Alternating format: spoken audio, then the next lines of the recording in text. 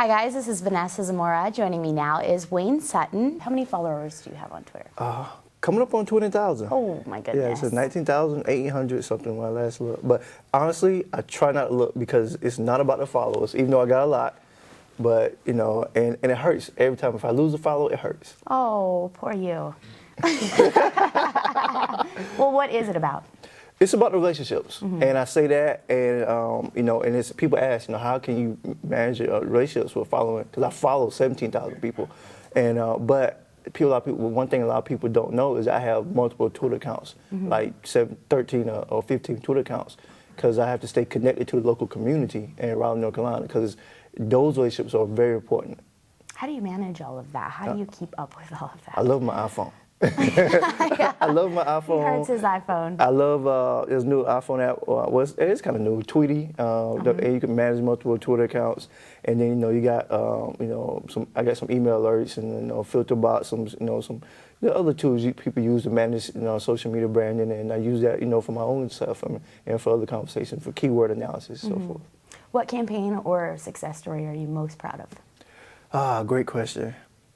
I probably would have to say a community blog that I worked with that went from 0 to thousands of readers, and that really became a source of information for a community. So it went from launching a blog and a whole campaign, organizing events. I think that was one of the things I'm most proud of, because it was something that the community needed and wanted. And the people, they said, let's do this, and I was like, okay, let's build it. So went from from interface design to marketing to Twitter accounts to the blog, and a lot of things. One thing a lot of people don't really take in consideration is having an offline community or offline events surrounded around their product. And so it was organizing community events, and to totally build that brand around that community project. Excellent. So someone looking to just get into the space, what recommendations do you have? Wow. Google Reader is their best friend. And start there, start subscribing to some blogs that discusses the industry. And don't just subscribe to blogs like Mashable and TechCrunch, that blogs about everything new and its latest on the internet. Subscribe to, like, I just met the guy from Copy Blogger who's been blogging for years. Before social media was a buzzword, he was blogging about good content.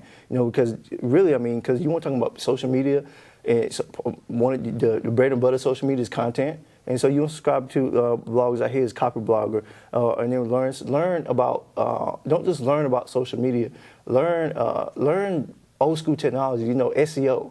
So nowadays you need to learn about. Sorry, old school technology. Old school is from the words of social media. You know what I mean? It's not old school, but you think about from day one building a website, everyone needed an SEO expert. Of course. And here, from 1999 to 2009, some of the most hired individuals, some niche individuals you'll find is search engine optimization experts. And so and I think somebody getting started, they need to learn, not just one or two things. I think they need to learn the whole industry. They need to learn how things work, so they don't just really waste their time. So what do you think's next? Wow, me and Kip Barnes and my friend, we were big fans of Brightkite. Okay. It's a location-based social network, and we're thinking that this weekend, is going to take off. Everybody's really going to start using it. They're going to see the value of it, because some sites, like, because Twitter is becoming too noisy at times, and I think Brightkite is going to good for businesses to target their local consumers, because they can see local consumers around the area, and other location-based social networks. So I think that's going to be real big.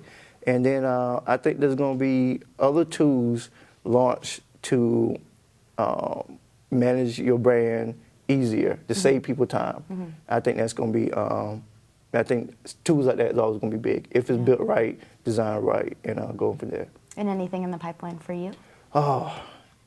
More online video. Okay.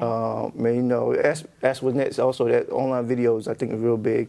I think more regular internet users are going to start using online video than just watching YouTube videos. And so for myself, I'm continuing with WayneSutton.tv, The goal is to get that syndicated on some network blogs and some other network sites, and see how that goes. Excellent. Well, thanks so much for your time. It was great to meet you. Nice to meet you as Yeah, well. And I can't say. I'd be wrong if I didn't mention in my podcast. Oh, absolutely. Go ahead. TalkSocialNews.com. Okay. We just launched that September of 2008. And yes, I'm plugging my stuff, you know. It's okay. TopSocialNews.com Yeah. and Sutton.tv. We got it. Yeah, so, you know, it's a shameless And plug. Brightkite. Yeah, shameless plug. I'm not feeling a Brightkite, but I think that's going to be I know you're not, but you're plugging them. Yeah, I'm plugging. So. I think Brightkite's going to be big. All so, right. cool. All right, good thank to you, meet Vanessa. you. Nice to meet you. Absolutely. All right, thanks.